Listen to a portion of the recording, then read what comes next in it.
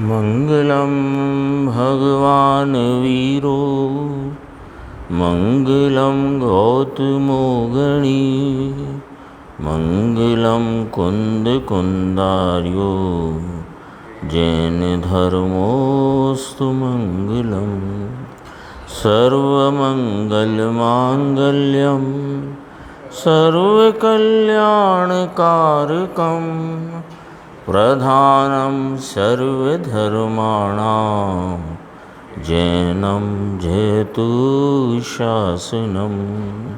नमः समय साराय स्वानुभूत्या चकासते चित्स्वभावाय भावाय सर्वभावांतरच्छिदे।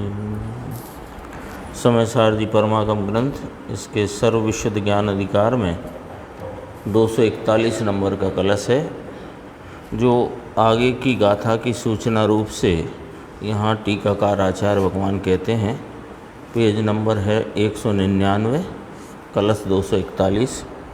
ये त्वेनं परिहृत समृतिपथ प्रस्थापितेनात्मना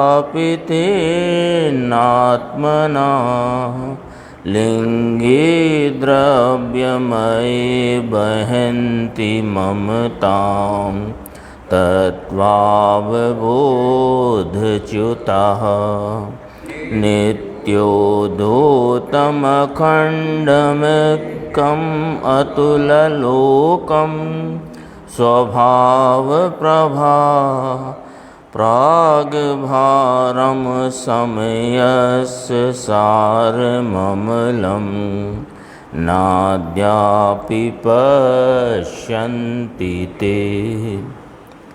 कहते हैं कि जो द्रव्यलिंग को ही मोक्ष मार्ग मानकर उसमें ममत्व रखते हैं, उनको समय सार को अर्थात उन्होंने शुद्ध आत्मा को नहीं जाना, ऐसा अब आगे की गाथा में कहेंगे और उसकी सूचना का काव्य यहाँ प्रथम कहते हैं।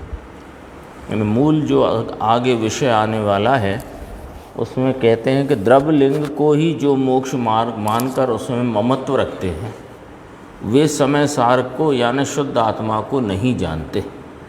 श्लोकार्थ है, ये तु एनम परिहत्य समृति पथ प्रस्थापितेन आत्मना द्रव्यमये लिंगे ममताम बहन्ति। जो पुरुष इस पूर्वोक्त परमार्थ स्वरूप मोक्ष मार्ग को छोड़कर, पीछे की गाथाओं में जो वर्णन आया कि एक मोक्ष मार्ग है, पीछे कलश भी आया, इसके पूर्व 412 नंबर गाथा आई, उसके पूर्व 239 नंबर कलश आया। तो उस 239वें कलश में कहा कि मोक्ष मार्ग एक ही सदा सेवन के योग्य है। फिर गाथा में कहा कि वह मोक्ष मार्ग कैसा है कि ज्ञान दर्शन चारित्र स्वरूप है। तो उसमें कहा ज्ञान दर्शन चारित्र स्वरूप में, यानी ज्ञान दर्शन चारित्र में ही अपनी आत्मा को स्थापित करो, उसको ही ध्याओ, उसको ही चेतो यानी अनुभव करो, उसमें ही विहार करो। उसी अर्थ का फिर कलश आया। तो ये कहा ना, पूर्वोक्त परमार्थ स्वरूप मोक्ष मार्ग, यानी अपने त्रिकाली गायक के अवलंबन से प्रगट जो परिणति है ज्ञान दर्शन चारित्र की, वही एक वास्तविक मोक्ष मार्ग है।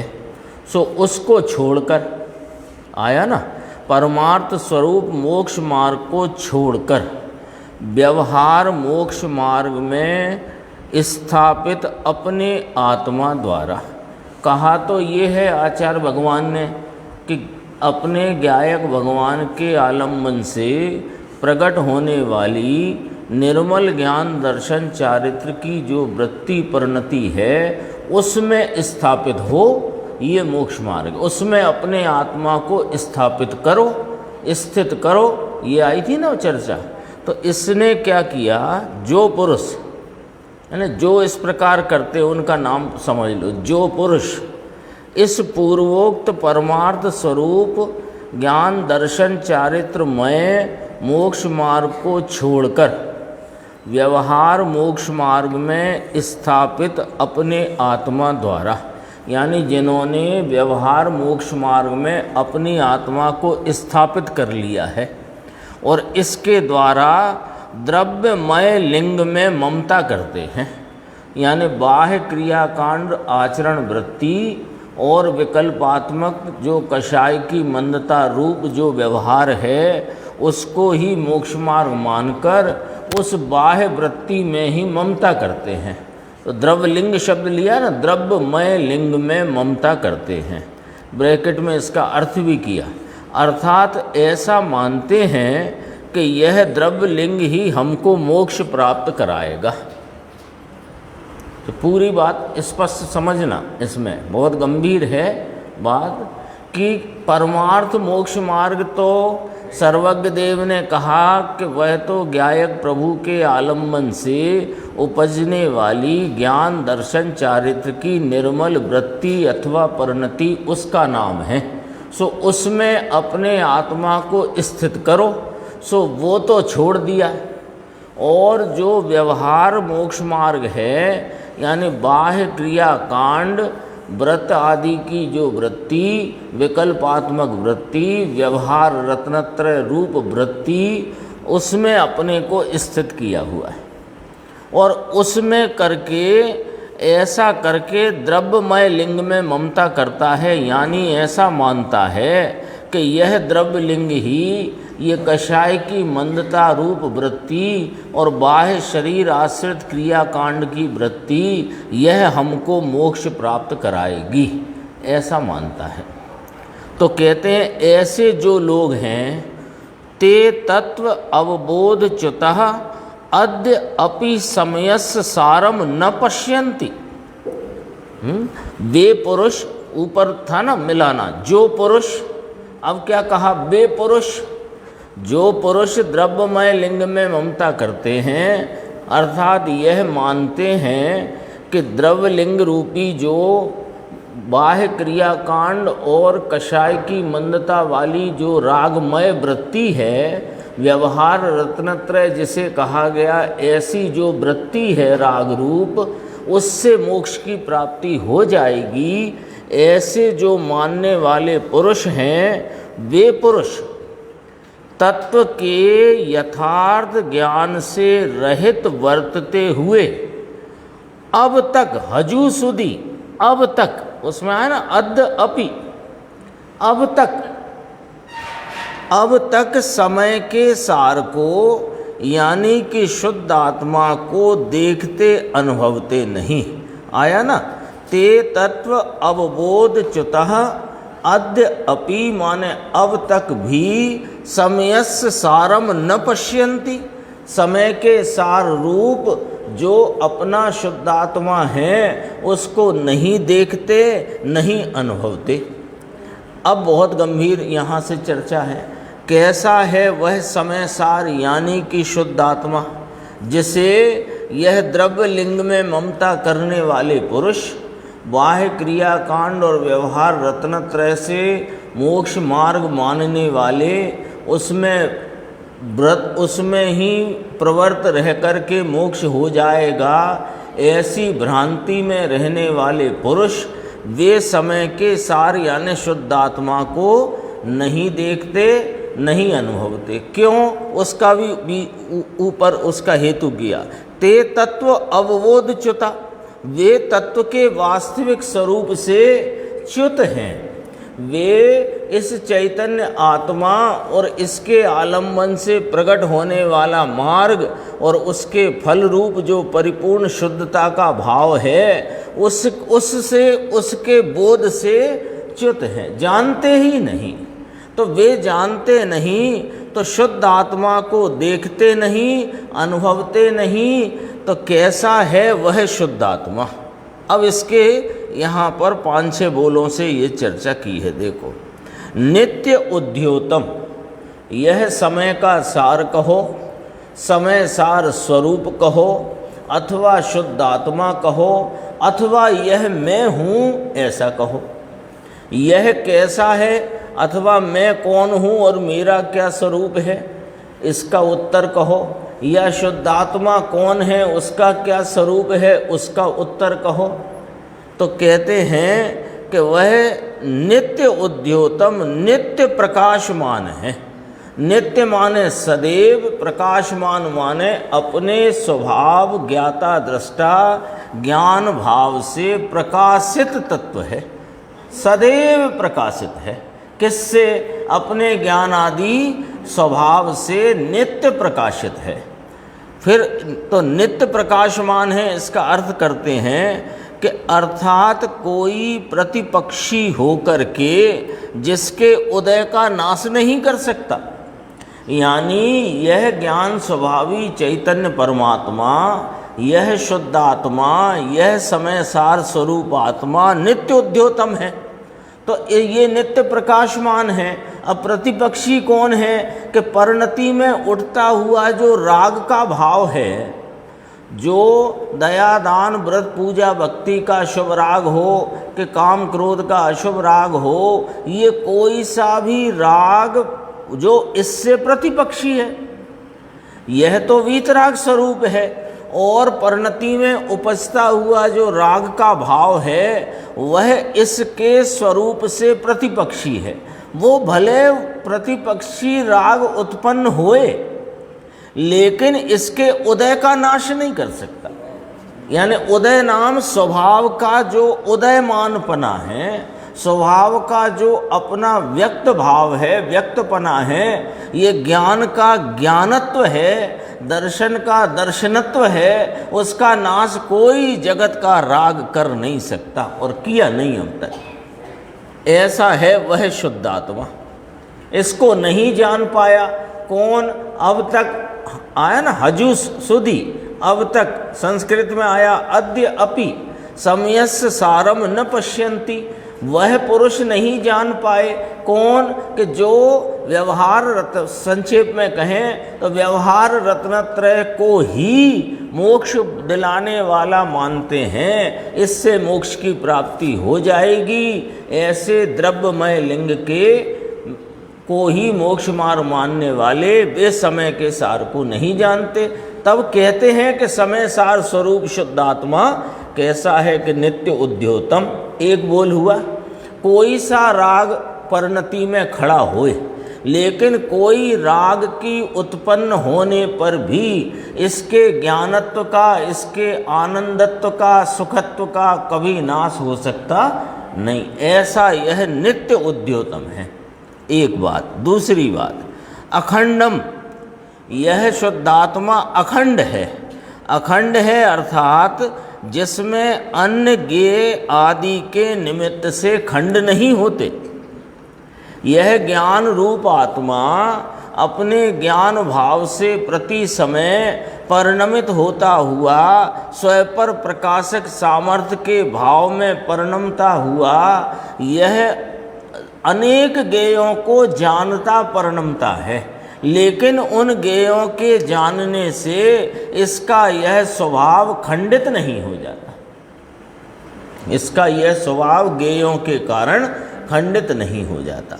जो भावेंद्री को कहा ना, ज्ञान की एक समय की जो वर्तती हुई अवस्था, जो बहिर्मुख इंद्रियों के आलम्बन में वर्तती है, उसे खंड खंड ज्ञान कहा।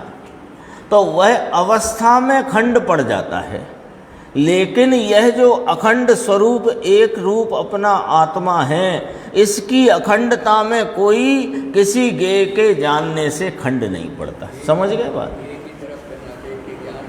क्योंकि बात चल रही, हाँ ये चली ना, केवो छे ते समय सार, कैसा है वह समय सार, यानी वह शुद्ध आत्मा कैसा है, तो उसके बारे में कहा नित्य प्रकाशमान है।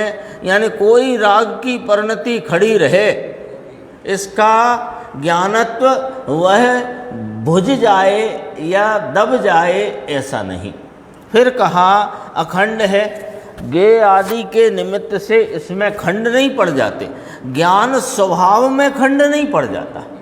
कोई कहे ना वो भावेंद्रीय रूप जो ज्ञान का परिणमन है वह खंड खंड होता है, तो वो तो एक समय की ज्ञान अवस्था जो इंद्रियों के आलम्बन में बहिर्मुखता में वर्तती है, वो अवस्था में खंड पड़ता है, स्वरूप में नहीं। उस समय भी यह अवस्था भावेंद्री की खंड खंड रूप बहिर्मुख इंद्रियों के आलम्बन में वर्तने के काल में भी यह अखंड स्वभाव रहता है, यह स्वभाव अखंड रहता है। हाँ, क्योंकि बात तो उसकी चली है, वह शुद्धात्मा कौन है, उसका क्या स्वरूप है। बहुत गजब का कलश है। देखो, दो बोल हुए, नित्य उद्योतम, नित्य प्रकाशमान है, अखंड है। फिर कहा एकम, एक है। एक है अर्थात पर्यायों से अनेक अवस्था रूप होते होने पर भी जो एक रूप पने को नहीं छोड़ता, यानी प्रत्येक समय इसके परिणाम स्वभाव के कारण या परिणाम स्वभावी होने से प्रत्येक समय में पर्यायों की अनेक रूपता वाली अवस्थाएं, हालत, दशाएं होती हैं। यानी जो इसका वर्तता हुआ परिणाम है वो विध विध रूपता को प्राप्त होता है, अनेक रूपता को प्राप्त होता है। ऐसे पर्यायों में अनेक रूपता उत्पन्न होते होने पर भी यह ज्ञान स्वभावी शुद्ध आत्मा अपनी एक रूपपने को नहीं छोड़ता। एकम, तीन बोल हुए, नित्य उद्योत स्वरूप है, फिर कहा अखंड है, फिर कहा एक है। अब कहते हैं अतुल आलोकम। अतुल नाम उपमा रहित जिसका प्रकाश है। क्यों कि ज्ञान प्रकाश को सूर्यादिक के प्रकाश की उपमा भी दी नहीं जा सकती। कोई कहे कि प्रकाशमान प्रकाशमान कहते हो, आलोक रूप है, अतुल आलोक है जिसका, यह प्रकाशत्व शक्ति स्वरूप है, प्रकाशमान है। अभी ऊपर ही कहा नित्य प्रकाशमान है, तो कैसा है इसका प्रकाश? तो कहा कि अतुल है इसका प्रकाश, अनुपम है, इसके लिए उपमा कोई दी नहीं जा सकती। क्योंकि सूरज का प्रकाश वह जड़ प्रकाश है, वह कितना ही तीव्र क्यों ना हो, जड़ प्रकाश है।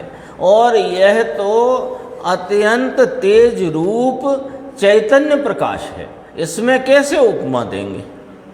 हाँ, तो कहा अतुल आलोकम। चार बोल हुए, पांचवा कहते हैं स्वभाव प्रभा प्राग भारम।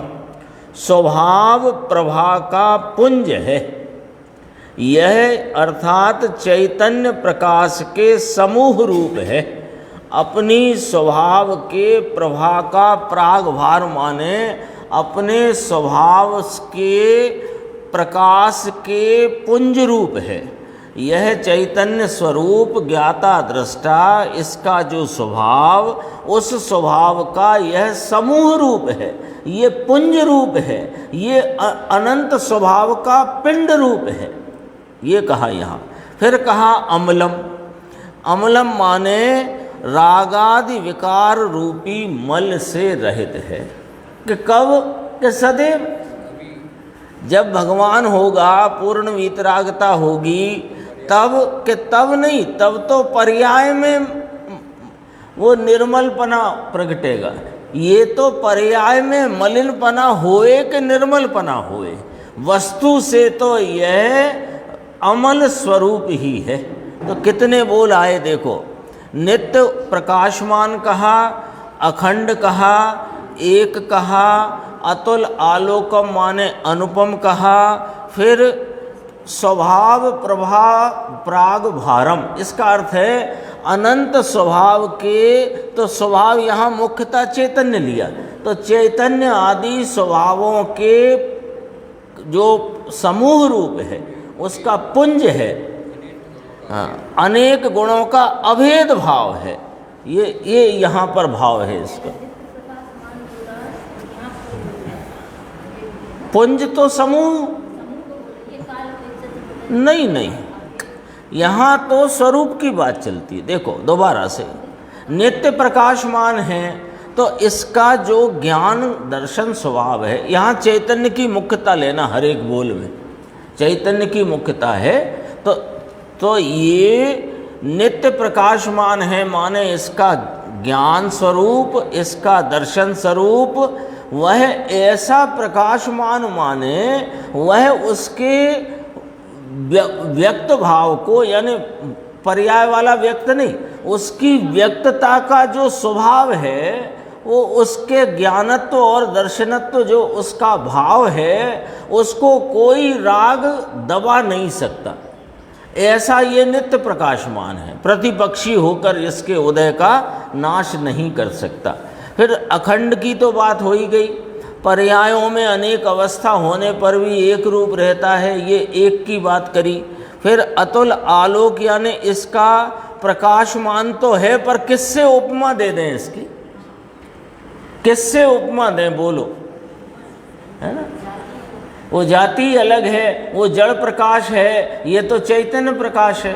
फिर कहा कि स्वभाव प्रभा प्राग भारम, ये स्वभाव कैसा है, तो आपने कहा कि ऊपर पहले ही कह दिया ये नित्य प्रकाशमान है। तो नित्य प्रकाशमान यह चैतन्य स्वभाव का पुंज है, ये यहाँ ये वाली बात है। तो चैतन्य आदि, ऐसे चैतन्य आदि अनेक स्वभावों का अभेद रीति से रहा पुंज है, ये इसका मतलब है। फिर अमल है, यानी रागादि मल विकार से रहित है। इस प्रकार इसका भावार्थ जैसा ही समझें, 1.5 पंक्ति है। इस प्रकार जो द्रव्य लिंग में ममत्व करते हैं उनको निश्चय कारण समय सार का अनुभव नहीं। ये कारण समय सार की चर्चा थी जो अपन ने अभी पढ़ी। कौन सा कारण समय सार? आलम्बन भूत कारण समय सार। एक कारण समय सार की चर्चा पहले आई थी, वो दर्शन ज्ञान चारित्रमयी परिणाम रूप कारण समय सार था, आई थी ना एक दिन चर्चा। ये कारण समय सार क्या लेना? आलम्बन भूत कारण समय सार, दृष्टि का विषय, ध्यान का ध्येयभूत जो है, आश्रयभूत कारण समय सार, उसका अनुभव नहीं है। किसको? जो द्रव्यलिंग में ममत्व करता है उसको। तो फिर अब यहाँ पर उसकी ये कसर है कि निश्चय कारण समय सार का अनुभव ही नहीं है, जो इधर अपन ने पढ़ा था श्लोक में, ते तत्व अवबोध च्युता अद्य अपि समयस्य सारम न पश्यन्ति। तो जब वे समय के सार को देखते, अनुभवते, जानते ही नहीं, तो उनको कार्य समय सार की प्राप्ति कहाँ से होगी? यहाँ कार्य समय सार माने क्या है? साध्य रूप पूर्ण अवस्था, उसकी प्राप्ति कहाँ से हो? जब कारण तत्व से ही, कि उस कारण तत्व के अवबोध से ही जो च्युत हैं, जो इसके चैतन्य स्वरूप के भाव को जानते ही नहीं, वे फिर कार्य समय सार रूप भाव को कैसे प्राप्त होंगे? अब देखो इसमें गुरुदेव के व्याख्यान में से अपन देखते हैं, पेज नंबर यही अपना 200, नीचे से 2 पैराग्राफ। यहाँ कहते हैं कि व्यवहार है किंतु आदरणीय नहीं, है ना। कोई कहे कि व्यवहार है ही नहीं, तो कहा नहीं, व्यवहार है, हाँ, आदरणीय नहीं। व्यवहार है, व्यवहार नय है, व्यवहार नय का विषय है, तो व्यवहार है किंतु आदरणीय नहीं। निश्चय स्वरूप एक ही अंदर आदरणीय है। राग और पुण्य और दया दान की क्रियाकांड से भिन्न अंदर भगवान आत्मा विराजते हैं। उसके श्रद्धा ज्ञान और चारित्र होए, यानी उसकी श्रद्धा, उस चैतन्य भगवान का ज्ञान, उस चैतन्य भगवान में रमणता रूप चारित्र हो, वह ही मोक्ष का मार्ग है। पहले तो ये बात कही। ये बात क्यों कही? कि दोनों बातें यहाँ गुरुदेव ने 3 पंक्ति में अपने सामने रख दी कि व्यवहार रूप भाव, यानी दया दान व्रत आदि के परिणाम, वे हैं ही नहीं ऐसा नहीं है। वे परिणाम मोक्ष मार्गी को जब तक पूर्ण वीतरागता नहीं है तब तक कमजोरी के वश वे परिणाम परिणति में उपजते हैं, होते हैं। तो वे होते हैं और वे उस काल में जाना हुआ प्रयोजनवान है, यानी वो व्यवहार नय का विषय है।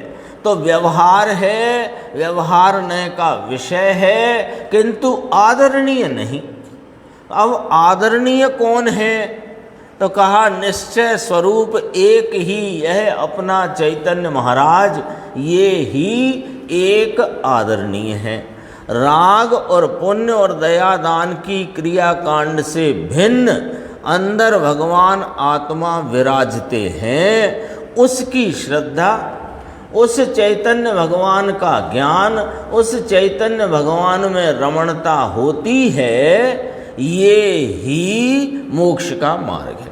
अब इस मार्ग को तो छोड़ के बैठा है, इसको तो मार्ग ही नहीं मानता, अथवा मार्ग मानता है लेकिन सोचता है कि इसकी प्राप्ति भी उस व्यवहार से ही हो जाएगी, जो कि इसकी परिणति में वास्तव में व्यवहार कहलाने लायक भी नहीं। देखो अब क्या कहते हैं, जो द्रव्य लिंग को ही मोक्ष मार्ग मान करके क्या कहते हैं, द्रव्य लिंग को ही मोक्ष मार्ग मानकर, इसका अर्थ पकड़ना। गुरुदेव कहते हैं देखो, नग्नपना और 5 महाव्रत की क्रिया ये सब द्रव्य लिंग है, बाह्य लिंग है। लो तो 5 महाव्रत की क्रिया यानी 5 महाव्रत के विकल्प और उनके अनुसरण में होती देह की चेष्टा और नग्नपना, ये सबको काय में लेना द्रव्यलिंग। द्रव्यलिंग का पूरा हिसाब कितना कि बाह्य में नग्नपना, यानी कैसा नग्नपना कि धागा मात्र भी तन पर नहीं है। जिन लिंग की बात चलती है ना, उसका द्रव्यलिंग। कोई कहे कि कोई अनेक प्रकार के वेश बनाए तो उसे द्रव्यलिंग कहते हैं कि ना, द्रव्यलिंग भी कहने की भी एक व्यवस्था है, यद्यपि कि वह मोक्ष मार्ग नहीं है, लेकिन उसकी मोक्ष मार्गी के अंतरंग में भावलिंग की प्रकटता और परिणति होने पर बाह्य में इस प्रकार का द्रव्यलिंग ही होता है, ऐसा निमित्त नैमित्तिक संबंध है। तो उस द्रव्यलिंग को लेना यहाँ। तो कहा नग्नपना और 5 महाव्रत की क्रिया ये सब द्रव्यलिंग है।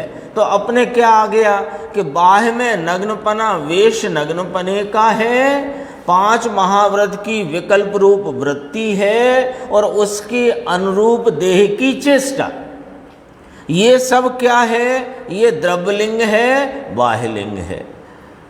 जैन दर्शन में मुनिपना नग्नपना ही होता है, यह अनादि सनातन सत्य है। यदि जैन का द्रव्यलिंग कोई कहा जाएगा तो भले वो मोक्ष मार्ग नहीं है, लेकिन जैन का द्रव्यलिंग यदि जो भी कहा गया है, कहा जाता है, कहा जाएगा, तो वह बाह्य में संपूर्ण यथाजात रूप धर नग्नपना। प्रवचन सार चरणानी योग सूचक शूलिका में ये शब्द आया है, यथाजात रूप धर। जैसे गर्भ से जो जन्म के समय जैसा रूप होता है बालक का, ऐसा तिल तुष मात्र भी जहाँ बाह्य में धागा भी नहीं, तो कहते हैं यह अनादि सनातन सत्य है। इसमें से श्वेतांबर तो बाद में निकले, भगवान के निर्वाण के उपरांत 500 वर्ष बाद निकले। हाँ, कुंद के 100 वर्ष पहले, कुंद आचार्य के लगभग 100 वर्ष पहले ये श्वेतांबर निकल आए। ये स्थानक वासी तो फिर श्वेतांबर में से बाद में अभी निकले।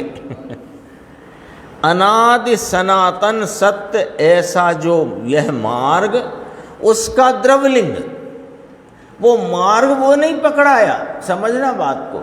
अनादि सनातन सत्य ऐसा जो यह मार्ग है उसका द्रव्यलिंग, उसको ही मोक्ष मार्ग माना। पकड़ना बात को, गड़बड़ नहीं हो जाए। अनादि सनातन सत्य मार्ग को मोक्ष मार्ग माने तो सच्चा, लेकिन अनादि सनातन सत्य जो मार्ग है उसका जो द्रव्यलिंग है, उस मार्ग पर चलते हुए भावलिंगी संतों का जो द्रव्यलिंग है, मात्र उस द्रव्यलिंग को ही मोक्ष मार्ग मानता है। समझ गए ना? यहाँ लिखा भी है वो। हाँ, अब उसके पास तो भावलिंग है नहीं और द्रव्यलिंग को ही मोक्ष का मार्ग मानता है, तो वह समय के सार को जानता नहीं। वो चर्चा है यहाँ पर। द्रव्यलिंग को ही मोक्ष मार्ग मानकर ये नग्नपना 5 महाव्रत समिति गुप्ती के व्यवहार की क्रिया कांड में ही मोक्ष मार्ग मानकर उसमें ममत्व रखता है। ममत्व रखता है यानी यही मोक्ष मार्ग है ना। ते पण मोक्षनो मार्ग छे, वह भी मोक्ष का मार्ग है, ऐसा ममत्व रखता है। हालांकि कहा तो यहाँ है कि द्रव्यलिंग को ही, यहाँ तो ये आया ना शब्द द्रव्यलिंग को ही, तो यहाँ कहा वह भी, तो वास्तव में तो वह ही मोक्ष मार्ग मानता है। वो अंतरंग परिणति को तो कुछ गिनता ही नहीं, उसको है ही नहीं, जानता ही नहीं। उसने समय सार को यानी भगवान आत्मा को अर्थात शुद्ध आत्मा को जाना नहीं है। इसने पवित्र शुद्ध आत्मा अंदर कौन है उसको जाना नहीं। किसने? कि जो क्रिया कांड में मोक्ष मार्ग मानता है, उसको शुद्ध आत्मा की खबर नहीं है। ऐसा अब आगे की गाथा में कहेंगे। उसकी सूचना का यहाँ पर काव्य प्रथम कहते हैं। पहले तो ये अभी उस कलश की उत्थानिका है, क्योंकि यही गाथा की उत्थानिका है।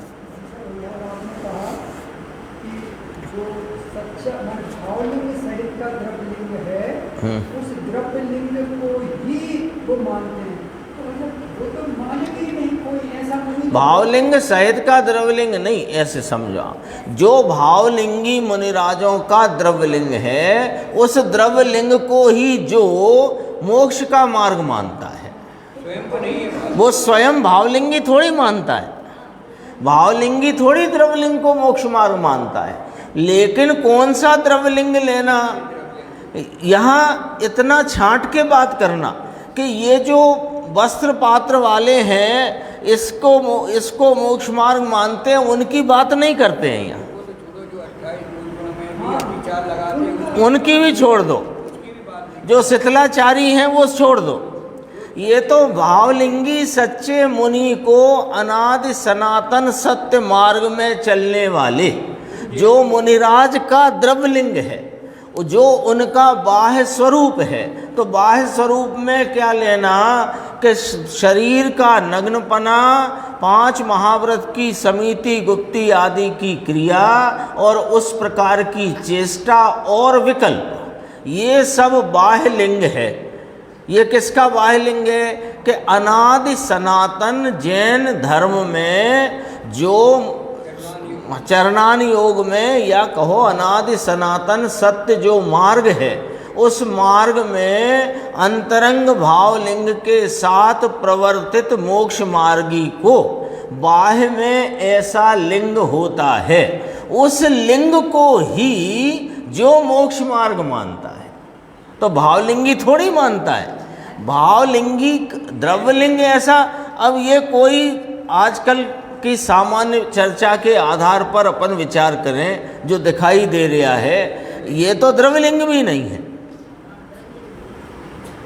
यानी द्रव्यलिंग सच्चा है, भावलिंग नहीं है, तो भी उसको मोक्ष मार्ग नहीं। जो नौवे ग्रेविक गया है ना, उसकी बात समझो। नौवे ग्रेविक कौन गया? अपन गए तो कैसे गए?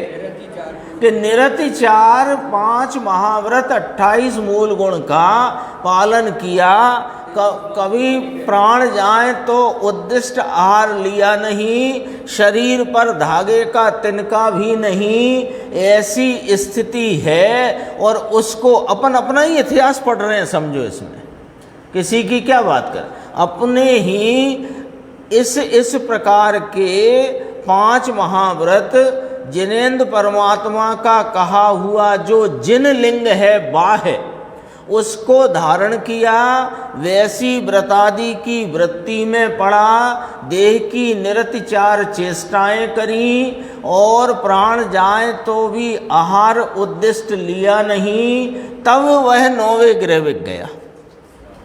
ये मेरा प्रश्न है, द्रव्यलिंग वाले मुनि को, जो 9वें ग्रह में जाने वाले मुनि का द्रव्यलिंग सच्चा है, तो वो द्रव्यलिंग लेना है या भावलिंग लेना? तो वही है, लेकिन अब आप कौन सा द्रव्यलिंग बताएं? तो जो भावलिंगी के होता है बाह्य लिंग, वो वाला लिंग जो 9वें ग्रह में गया, हम भी गए, आप भी गए, तो 9वें ग्रह में गए तो कौन सा कोई वस्त्र पात्र वाला इधर उधर का लिंग धारण करके नहीं गए, वो तो नरकों में ले जाने वाला है। कदाचित उसमें भी कषाय की मंदता हो तो उसके भी मर्यादा 12वें स्वर्ग तक की है अन्नमतियों में। नहीं, अन्य वेश की क्या, अन्य मत मतांतर में जो वेश है, यहाँ तो पहले नरक की पक्की गारंटी है निगोद की। लेकिन यहाँ क्या कहना, द्रव्यलिंग कौन सा? द्रव्यलिंग भी कोई एक डिफाइन करना है कि नहीं करना, कि द्रव्यलिंग का मतलब ये नहीं है बाह्य कुछ भी वेश रखा है उसे द्रव्यलिंग नहीं कह रहे हैं, जो जिनोक्त है। इसलिए गुरुदेव ने फरमाया, देखो पेज नंबर 200 की नीचे की तीसरी लाइन, अनादि सनातन सत्य ऐसा जो यह मार्ग है, उस मार्ग में जो बाह्य लिंग है, हाँ, उसमें जो बाह्य लिंग है उसको मात्र नाम द्रव्य लिंग को ही मोक्ष मार्ग मान लिया है। हाँ, नहीं, वो द्रव्यलिंग है और उसने मोक्ष मार्ग माना, पर समय के सार को नहीं जाना, यही तो कहा यहाँ पर। और वही छेडालाकार ने कहा, मुनिव्रत धार अनंत वैर ग्रैवे को उपजायो, पे निज आत्म ज्ञान बिना सुख लेस न पायो। पे निज आत्म ज्ञान बिना, ये अपन ने अभिहाल पढ़ा, देखो, ते तत्व अवबोध च्युता अद्य अपि समयस्य सारम न पश्यन्ति, ये इसी लाइन का पे निज आत्म ज्ञान बिना, ये इसी लाइन का अर्थ है। 9वें ग्रह में नहीं जा सकता है, किंचित भी दोष लग जाए तो 9वें ग्रह में, किंचित भी निरतिचार है। वहाँ तक ऐसा तक लिया कि भावलिंग में तो एक भावलिंग को तो एक बार लग भी जाए तो भी उसका कोई बिगड़ता नहीं, किंतु जो अकेले द्रव्यलिंग का पालन करके 9वें निशान को, तो भावलिंगी के तो दोष लग जाए, वो दोष को दूर कर ले और फिर अपने स्वरूप का आलम्बन लेकर, और इसमें एक बहुत अच्छी चर्चा भी गुरुदेव की आने वाली है, वो पढ़ेंगे उसी समय। तो ये तो यहाँ क्या लेना है कि पहले ये डिफाइन तो करो द्रव्यलिंग कौन सा लेना। तो द्रव्यलिंग वो लेना जो जिनेन्द्र परमात्मा के मार्ग में सच्चे मुनिराजों का बाह्य स्वरूप है, वही द्रव्यलिंग को, सिर्फ उसको ही मोक्ष मार्ग मान लिया, जबकि वो मोक्ष मार्ग है नहीं। मोक्ष मार्गी के वैसा व्यवहार होता है पर आदरणीय नहीं। सबसे पहले अपन ने यही पढ़ा था, देखो इसी 200 नंबर पेज की जो अपन ने नीचे पढ़ी थी ना, नीचे से दूसरा पैराग्राफ, यहाँ क्या कहना है, व्यवहार 6 पण आदरणीय नहीं। ये बाह्य में ऐसा निमित्त नैमित्तिक रूप से अनादि सनातन सत्य जिन मार्ग में वर्तने वाले मोक्ष मार्गी को बाह्य में ऐसा ही रूप होता है। अभी अपन ने बात करी यथा जात रूप धर, और उस प्रकार का 5 महाव्रत आदि 28 मूल गुण संबंधी विकल्प होता है, उस विकल्प के अनुरूप देह की चेष्टाएं होती हैं। ये सब द्रव्यलिंग है, ये सब व्यवहार है। अब इसे दूसरी भाषा में कहो व्यवहार है, लेकिन आदरणीय नहीं है। आदरणीय तो अपना एक अंतरंग स्वरूप है, मोक्ष मार्ग नहीं है, आदरणीय नहीं है। मोक्ष मार्ग में होता है पर मोक्ष मार्ग नहीं है। यही चर्चा तो चली आई है सर्वविशुद्ध ज्ञान अधिकार। मार्गी के साथ तो द्रव्यलिंग भी है, भावलिंग भी है। एक दिन अपन ने एक चर्चा करी थी बहुत पहले, अभी भी कुछ दिन पहले बात की थी कि भावलिंगी को द्रव्यलिंग होता है, पर द्रव्यलिंगी किसे कहा कि जो द्रव्यलिंग को ही मोक्ष मार्ग माने वो द्रव्यलिंगी। तो द्रव्यलिंग अलग चीज है और द्रव्यलिंगी अलग बात है। द्रव्यलिंग को ही जिसने मोक्ष मार्ग माना वो द्रव्यलिंगी है, और भावलिंगी के बाह्य जो रूप है और उस प्रकार की विकल्पात्मक वृत्ति है वह उनका द्रव्यलिंग है, वह चिन्ह है। हाँ, और उसको ही जो मोक्ष मार्ग माने सो द्रव्यलिंगी है, वो व्यवहाराभासी है। देखो उसने समय सार के, ये हो गया था। हाँ आगे चलते हैं 201 पे ये नीचे, ते तत्व अवबोध च्युता अद्य अपि समयस्य सारम न पश्यन्ति। वे पुरुष यानी कि व्यवहार में मोक्ष मार्ग मानने वाले। लो अब द्रव्यलिंग शब्द आया था ना, उसकी स्पष्टता कर देते हैं, क्योंकि अपन यहाँ एक नक्शा बनाया, अपन ने बात करी अभी करी। बाह्य में नग्नता है, कैसी नग्नता? यथा जात रूप धर, ऐसा नग्न बाह्य शरीर की नग्नता। 5 महाव्रत आदि का परिणाम और उसके अनुरूप देह की चेष्टा, इन सब को मिलाओ, इसका नाम द्रव्यलिंग है। इसी को पर्यायवाची शब्द से व्यवहार कहते हैं। ठीक है, अब जो व्यवहार में मोक्ष मार्ग मानने वाला, यानी द्रव्यलिंग को ही मोक्ष मार्ग मानने वाला, चर्चा ही चली ना। तो निश्चय मोक्ष मार्ग अंदर दर्शन ज्ञान और चारित्र, निर्विकल्प दृष्टि ज्ञान और चारित्र है, उसको नहीं मानने वाला। ऐसा लेना अब इसमें कि व्यवहार को ही मोक्ष मार्ग मानने वाला, तो उसका अर्थ क्या निकल कर आया कि अंतरंग निर्विकल्प स्वरूप की दृष्टि नहीं, उसका भान नहीं और उसकी लीनता रमणता नहीं, तो उसको जो निर्विकल्प दृष्टि ज्ञान और चारित्र जो कि वास्तव में मोक्ष मार्ग है, उसको नहीं मानने वाला और द्रव्यलिंग ही मोक्ष प्राप्त कराएगा ऐसा मानता है। आ गया स्पष्ट? हमारे तो क्रियाकांड करो उससे मोक्ष हो जाएगा, ऐसा अज्ञानी मानता है।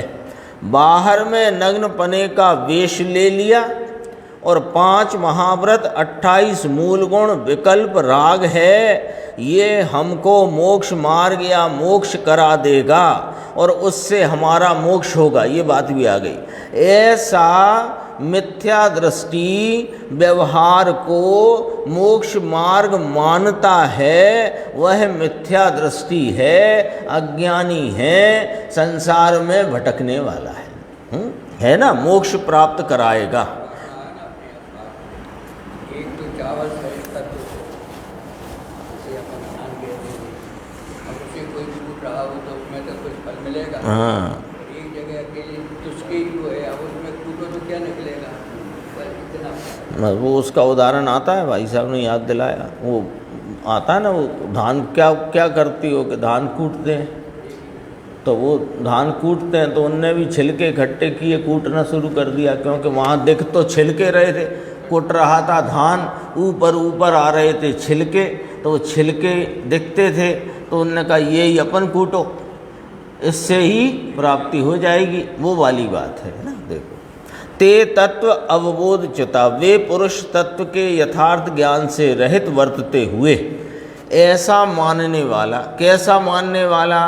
कि यह ऊपर पढ़ लिया अपन ने, नग्न पने का वेश ले लिया, 5 महाव्रत 28 मूल गुण विकल्प राग, यह हमको मोक्ष दे देगा, मोक्ष मार्ग दे देगा, या यही मोक्ष मार्ग है, ऐसा मानने वाला तत्व के यथार्थ ज्ञान से रहित चैतन्य तत्व जो शुद्ध परमात्मा त्रिकाली विराजमान अंदर है, उसके ज्ञान से रहित वर्तता हुआ।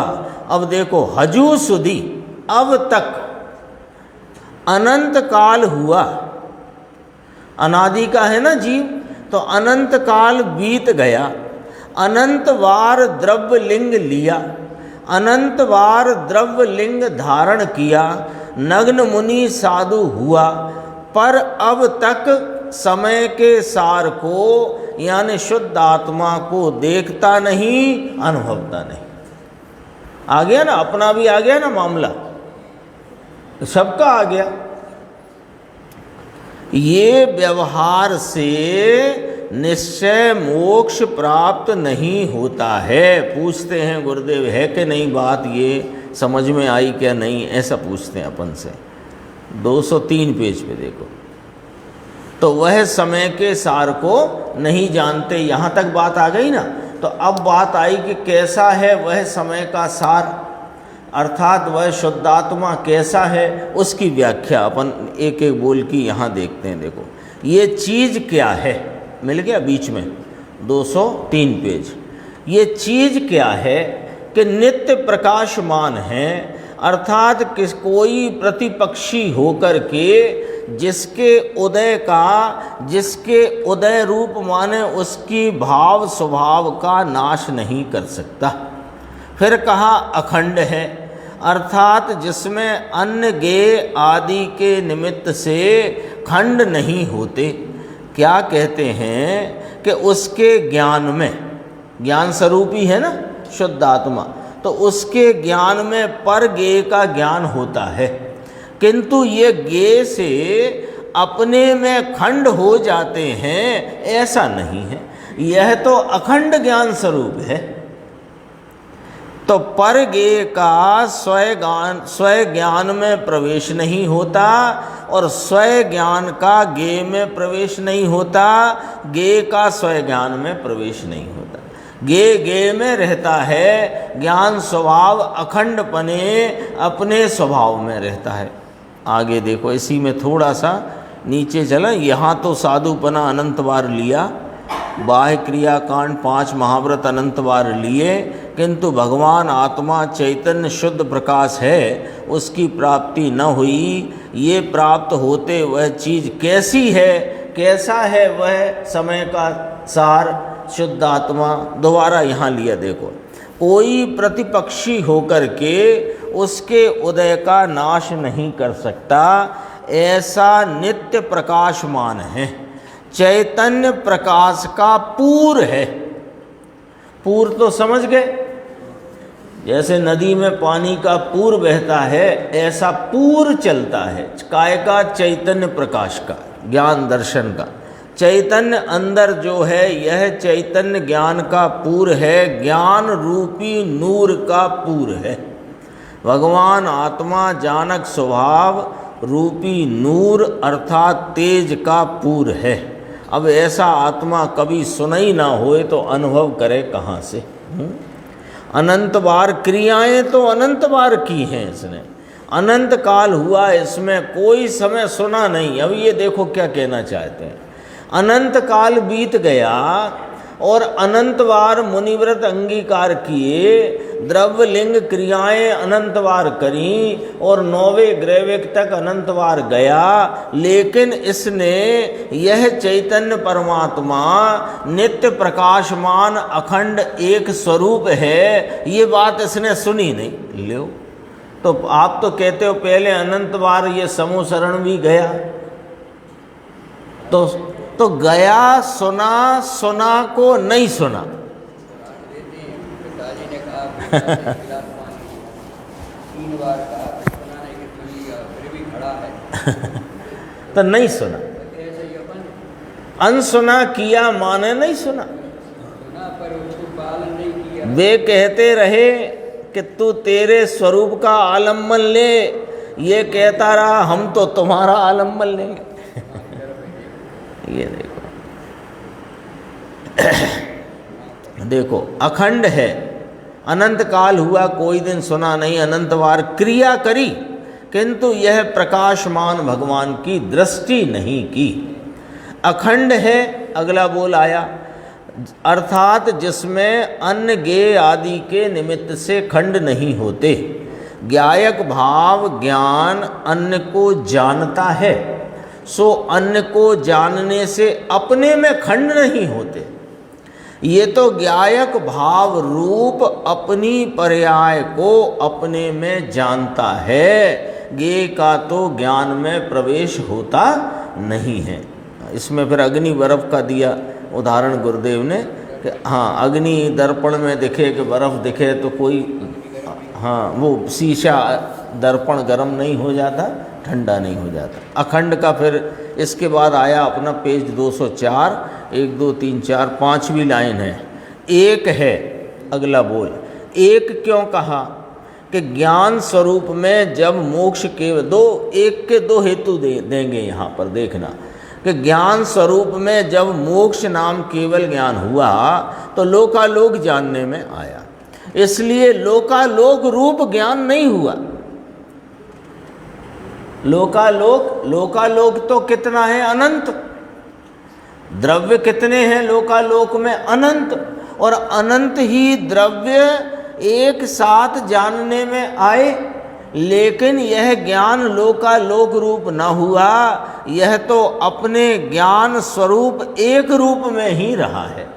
ये बात कही, फिर 3 पंक्ति छोड़कर देखो, एक है अर्थात पर्यायों से अनेक अवस्था रूप होते होने पर भी आत्मा की अवस्था दशा हालत अनेक अवस्था होती है, समय समय में पर्याय बदलती है, समय समय में अवस्था बदलती है। ऐसी बदलती हुई अवस्थाओं की पर्यायों से अनेक अवस्था रूप होते होने पर भी जो एक रूप पने को नहीं छोड़ता। पर्याय में जैसे यह चैतन्य स्वरूप है, यह ज्ञान स्वरूप है, तो ज्ञान स्वरूप की अखंडता कही, अभी नित्य प्रकाशमान पना कहा, फिर इसका एक पना कहा कि इसकी ज्ञान की वर्तती दशाओं में हीनता आ जाए और थोड़ी वृद्धि हो जाए कि पूरी वृद्धि हो जाए। वो पर्यायों में पढ़ते हुए अनेक प्रकार के भेद जो हैं, उनके भेद पर्यायों में पढ़ने वाले अनेक प्रकार के भेद होने पर भी ये अपनी एक रूप सदृश भाव को नहीं छोड़ता, इसलिए एक है, ये कहा है। अंदर ज्ञायक स्वभाव ज्ञान स्वरूप है, अनेक को जानते होते होने पर भी अपना एक पना छोड़ता नहीं। यानी ज्ञान स्वरूप यह चैतन्य भगवान प्रत्येक समय में बदलती हुई पर्याय में अनेक प्रकार के ज्ञेयों को जानता परिणमता है, और उन ज्ञेयों के निमित्त से अवस्था में अनेक प्रकार के भाव परिणमित होते हैं, लेकिन उन अनेकता से परिणमित होने पर भी वह अपनी एक रूपता से कभी एक रूपता को कभी छोड़ता नहीं है, इसलिए एक है। ऐसा मिलना मुश्किल पड़े, अभी तो सुनने नहीं मिलती है ये बात। बोलो, ये तो कोई अपना वही बहुत सौभाग्य अच्छा और कोई होनहार अच्छी जो सच्ची बात और उसके अभी रहस्य इतना स्पष्ट, कितना कि जैसे हाथ में रखा हो आंवला, इतनी बात स्पष्ट अपने को मिली है। कौन को मिलती है सुनने में? अतुल आलोकम कैसा है? अतुल है, अंतर में जहाँ मोक्ष मार्ग से मोक्ष हुआ, अतुल जिसकी किसी के साथ तुलना नहीं होती, ऐसा अतुल। उपमा, अतुल माने तुलना नहीं होती, इसी को अनुपम भी कह सकते हैं। उपमा जिसकी कोई नहीं, किसी के साथ तुलना होती नहीं, ऐसी चीज़ प्रकट हुई है। आत्मा की किसी के साथ तुलना करना ऐसी कोई चीज़ जगत में है नहीं, इसकी तुलना जिसके साथ की जा सके। आत्मा कैसा कि आत्मा जैसा, दूसरी कोई चीज़ से उसकी तुलना हो सकती नहीं। इस अतुल का एक स्टोप देश में आता है। रावण कैसा कि रावण रावण जैसा, पूज्यपाद स्वामी ने वहाँ दिया ऐसा उसका। रावण कैसा कि अब क्या इसकी तुलना करें, रावण जैसा। क्या किससे तुलना करें, ऐसा। नीचे देखना, स्वभाव प्रभा प्राग भारम, कैसा है प्रभु, स्वभाव प्रभा का पुंज है, ज्ञान रूपी स्वभाव का पुंज है। जैसे शक्कर मिठास का पुंज है, अग्नि उष्णता का पुंज है, ऐसे यह भगवान आत्मा ज्ञान प्रकाश का पुंज है। यह परमार्थ सत्य की बात है। स्वभाव प्रभा प्राग भारम, स्वभाव का पुंज है, यानी कि चैतन्य प्रकाश के समूह रूप है, चैतन्य के प्रकाश का समूह है, चैतन्य के प्रकाश का ढगला है। भगवान अंदर में कभी देखा नहीं, कभी सुना नहीं, ऐसा यह चैतन्य के प्रकाश का पुंज है।